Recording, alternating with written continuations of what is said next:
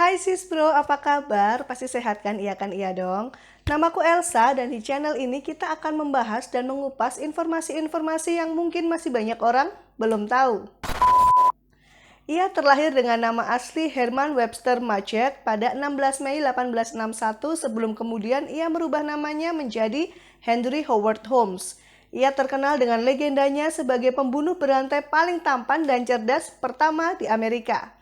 Demi kepuasannya membunuh orang, ia sampai membangun kastil atau istananya sendiri khusus untuk melancarkan segala tujuannya itu. Bagaimana sepak terjang Holmes dalam menghabisi nyawa orang tak bersalah? Apa saja yang dilakukannya? Yuk, mari kita bahas. Namun sebelum Elsa lanjut nih, untuk sis bro yang belum subscribe, boleh langsung aja klik tombol subscribe dan aktifkan loncengnya agar sis bro menjadi yang pertama kali tahu informasi menarik lainnya. H.H. Holmes atau kita sebut aja Holmes dibesarkan di keluarga yang cukup terhormat dan terpandang, meskipun ayahnya adalah seorang pecandu alkohol. Selain suka mabuk nih, ayahnya juga sering membekap anaknya dengan kloroform di sapu tangan untuk memberi anaknya pelajaran. Oke, pembunuh berantai ini sangat terkenal pada masa itu, dan namanya tidak akan mudah dilupakan orang bahkan setelah 100 tahun. Ya, kejadian pembunuhan berantai ini terjadi pada akhir 1800-an. Jadi sudah lebih dari 100 tahun ya sis bro. Namun kejeniusannya saat itu diakui oleh dunia. Ketika ia berusia 13 tahun, dia nih pernah diajak orang tuanya ke dokter. Tapi Holmes tuh sangat takut sama dokter dan peralatan kedokteran. Biasa kan, seperti di Indonesia nih, anak kecil kan biasanya ditakut-takutin. Kalau nakal akan dibawa ke dokter, terus disuntik dan sebagainya. Sama, Holmes juga sangat ketakutan ketika ia dibawa ke dokter. Apalagi di sana banyak pajangan kerangka manusia. Namun sampainya di sana, si Holmes ini tuh nggak takut sama sekali dengan kerangka-kerangka. Ia justru terpikat dengan kerangka itu. Karena ketertarikan inilah, Holmes bertekad untuk belajar kedokteran. Tadi Elsa sudah sebutkan ya kalau Holmes ini tuh tampan sis bro, jadi banyak sekali wanita yang tertarik padanya. Saat ia berusia 16 tahun, ia jatuh cinta dengan seorang wanita bernama Clara Lovering. Holmes ini care banget sama Clara dan Clara juga terkesan dengan Holmes. Dan yang terjadi besoknya adalah mereka mengumumkan bahwa mereka telah bertunangan. Cepet banget ya prosesnya. Dan saat usia mereka menginjak 17 tahun nih sis bro, akhirnya mereka menikah di tanggal 4 Juli 1878. Tapi pernikahan mereka dirahasiakan sis bro. Mereka tetap tinggal dengan orang tua masing-masing. Sebelum akhirnya 6 bulan kemudian nih baru deh memberitahu orang tua. 1,5 tahun setelah pernikahan lahirlah anak mereka yang diberi nama Robert. Karena Holmes punya anak inilah, maka Holmes itu semakin giat mengejar cita-citanya di bidang kedokteran. Akhirnya ia menjadi pekerja magang di kantor Dr. White. Ini dokter yang pertama kali saat Holmes melihat kerangka itu sis bro. Setelah 1 tahun menjadi pekerja magang nih, ia mengambil sekolah formal di sekolah kedokteran Burlington, Vermont. Mulai nakal dia di sini sis bro. Ia mengaku lajang dan bahkan ia menjalin hubungan dengan anaknya Bapak Asrama. Dan mereka ini sangat mesra sekali sampai-sampai orang itu mengira bahwa mereka telah bertunangan. Sempet nih teman sekamarnya Holmes ngadu ke Bapak Asrama kalau Holmes itu udah nikah. Dia malah dicedukin ke tembok sama Holmes sampai matanya itu hitam dan wajahnya tergores. Pada 1882, Holmes berniat untuk belajar di Universitas Michigan. Dan kali ini ia membawa istrinya Clara dan juga Robert bayinya. Namun mereka ini sering banget tengkar sis bro, sampai matanya Clara itu menghitam, entah karena kebanyakan nangis atau karena dipukul. Namun karena Clara udah merasa nggak kuat nih hidup sama Holmes, akhirnya mereka berpisah dan tidak pernah kembali bersama. Merasa sudah tidak ada beban nih karena nggak ada istri, nggak ada anak. Holmes ini semakin mendalami studinya. Ia benar-benar tertarik dengan pembedahan tubuh manusia. Bahkan disebutkan ia menikmati saat memotong daging dan mengeluarkan organ manusia. Beberapa kali Holmes ini pulang ke asrama dengan membawa mayat bayi sis bro dan ia membedahnya selama waktu senggang. Teman-temannya ini mulai deh menjauhi dia karena menganggap itu adalah hal yang mengerikan dan sangat tidak wajar. Holmes ini sudah identik dengan skandal bahkan saat ia masih berkuliah. Salah satu skandal yang paling diingat saat itu adalah ketika ia mengencani seorang wanita dan berniat menikahinya. Meskipun saat itu statusnya masih menjadi suaminya Clara ya. Suatu hari wanita ini menemukan surat dari Clara dan segera ia melaporkan ke fakultas kalau Holmes melanggar janji. Holmes pun disidang dan tentu saja Holmes menyangkal kalau ia pernah berjanji menikahi wanita itu. Emang bisa ya sis bro ngelaporin orang karena mengingkari janjinya? Tapi akhirnya fakultas ini lebih mempercayai Holmes dan ia pun dibebaskan. Namun setelah dia lulus nih dan menerima ijazah, tiba-tiba dia menyamperin profesornya dan berkata, "Dok, yang dikatakan wanita itu semuanya benar." Nah loh Holmes, bisa aja akalnya ngakunya setelah lulus. Setelah lulus, Holmes kembali ke keluarganya di Hampshire.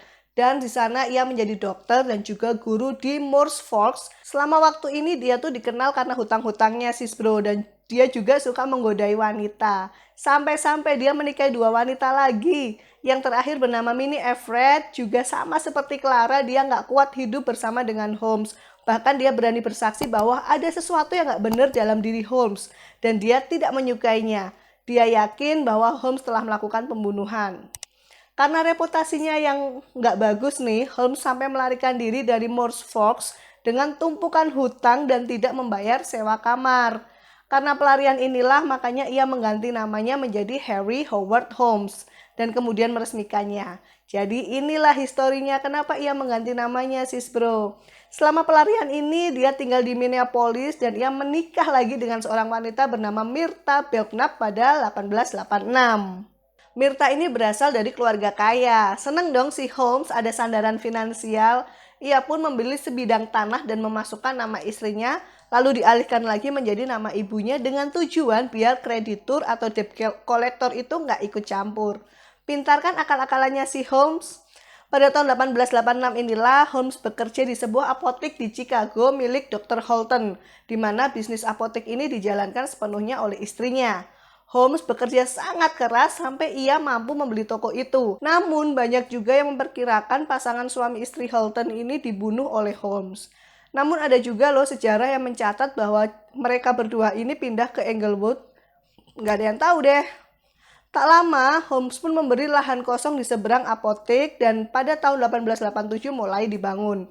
Awalnya ia membangun bangunan hanya 2 lantai. Di lantai 1 untuk pertokoan termasuk lokasi apotek barunya dan lantai 2 untuk apartemen. Lalu di tahun 1892 dia menambah 1 lagi lantai dengan tujuan sebagai tempat menginap selama World Fair. Selama pembangunan ini Holmes menggunakan beberapa kontraktor yang berbeda. Namun dasar si Holmes ini nakal sih bro. Kontraktor ini nggak dibayar loh sama Holmes dengan alasan bangunan yang dibangun tidak sesuai dengan kemauannya. Nakal bener deh si Holmes ini.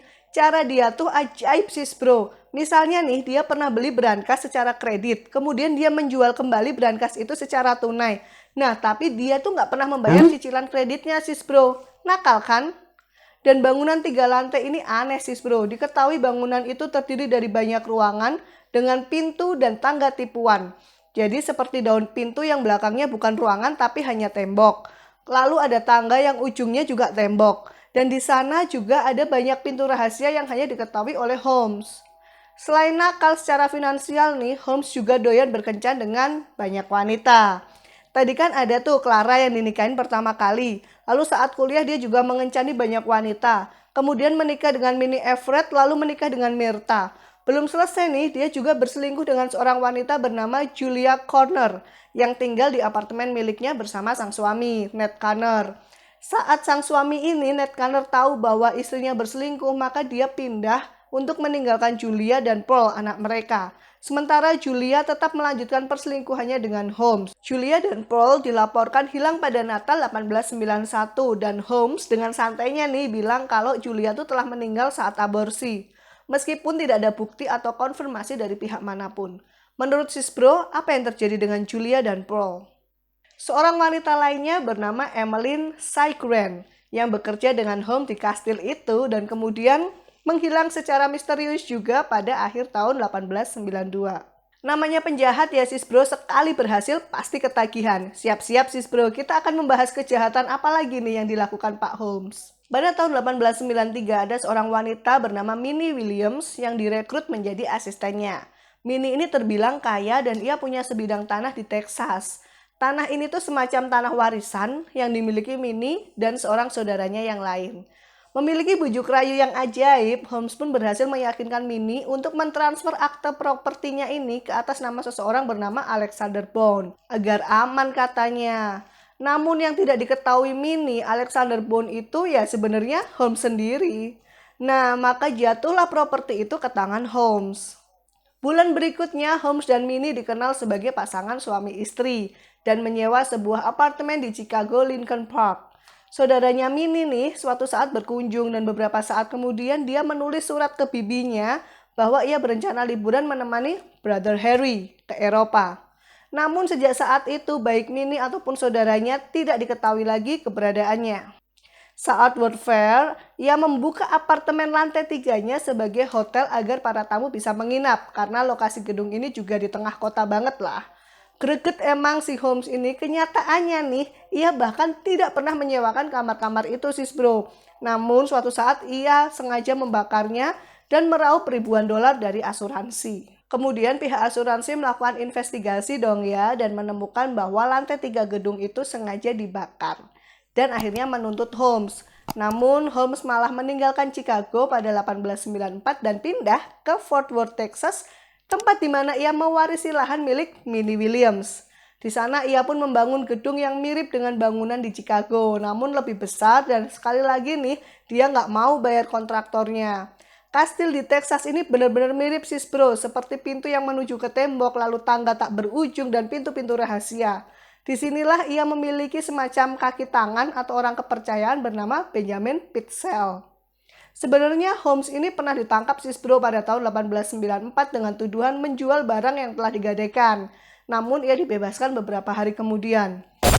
Holmes, Pitzel, dan seorang pengacara bernama Jephthah Howe berencana untuk melakukan penipuan kepada perusahaan asuransi dengan memalsukan kematian Holmes untuk mendapatkan $10.000 zaman itu sis bro, lalu membaginya bertiga.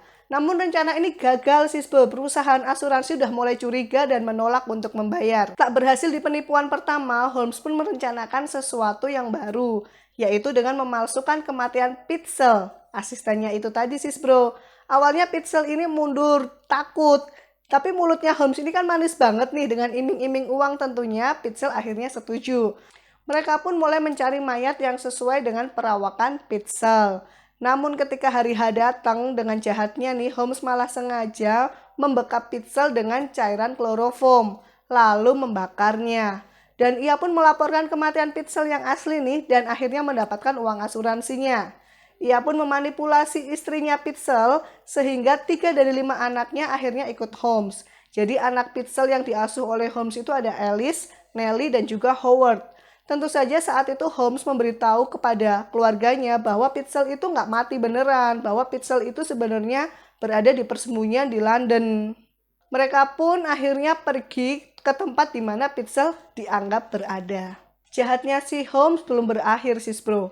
Ia sengaja membunuh Alice dan Nellie dengan memaksa mereka masuk ke dalam sebuah koper besar lalu menguncinya. Lalu ia membuat sebuah lubang dan memasang selang melalui lubang itu dan memasukkan gas sehingga membuat mereka sesak nafas. Lalu Howard, anak yang paling muda, diracun menggunakan sianida. Ia pun mengubur mayat-mayat itu di ruang bawah tanah di rumah pelarian. Seorang detektif bernama Frank Geyer berhasil melacak Holmes dan menemukan mayat-mayat gadis itu, Alice dan Nellie, dan menyadari bahwa kaki Nellie telah dilepas. Diyakini Holmes telah memotong kakinya supaya susah diidentifikasi. Ia pun juga menemukan gigi dan tulang Howard di cerobong asap rumah. Holmes pun ditangkap pada 17 November 1894 di Boston, dan dari semua yang telah ia lakukan, Holmes ditangkap dengan alasan pencurian kuda. Namun dakwaan selanjutnya pun menyusul sis bro dan ia dijatuhi hukuman karena telah membunuh Benjamin Pitzel pada Oktober 1895. Holmes pun mengaku dia telah melakukan 27 pembunuhan di Chicago, Indianapolis, dan Toronto. Namun diyakini Holmes ini telah membunuh lebih dari 200 orang. Dilihat dari banyaknya orang yang dilaporkan hilang secara misterius saat menginap di apartemennya Holmes atau berada di sekitar Holmes. Holmes ini punya hobi berbohong sis bro. Dia ini pernah dibayar oleh media setempat untuk wawancara, namun hampir keseluruhan ceritanya dipastikan bohong. Saat ia menceritakan kisahnya nih, seolah-olah memang itu yang terjadi dan ia berkata dengan sungguh-sungguh. Namun ya, tidak ada kebenaran di dalamnya. Holmes pun akhirnya dijatuhi hukuman mati sis bro. Dan tanggal 7 Mei 1896 ia digantung di penjara Moya Mensing. Sampai saat kematiannya ia tidak takut sama sekali sis bro. Ia tetap tenang dan ramah tanpa sedikit pun ada ketakutan atau depresi. Kata-kata terakhirnya yang paling berkesan nih, ia mengatakan bahwa ia terlahir dengan iblis di dalam dirinya. Dan permohonan terakhirnya adalah ia ingin jenazahnya dimasukkan ke dalam semen dan dikubur sedalam 3 meter. Karena ia khawatir akan ada perampok yang akan mencuri tubuhnya. Tambahan nih sis bro, kastil milik Holmes ini masih menjadi misteri. Semakin detektif menyelidikinya, maka semakin kebingungan dan meresahkan sis bro. Ditemukan ruangan-ruangan tak berpintu normal, jadi ada pintu rahasia gitu. Ada ruangan di mana Holmes memegang semua kontrolnya seperti di kamar mandi, sehingga bisa memasukkan gas beracun secara diam-diam sampai tamunya mati. Dan tangga tak berujung itu digunakan apabila ada korban yang mencoba melarikan diri, maka korban itu akan tersesat. Jadi ya emang kastil ini serem banget sis bro. Seorang penunggu kastil nih bernama Quinlan sampai bunuh diri karena ia ketakutan dan merasa tidak tenang di kastil itu. Dipercaya bahwa ia dihantui oleh para korban yang dibunuh oleh Holmes.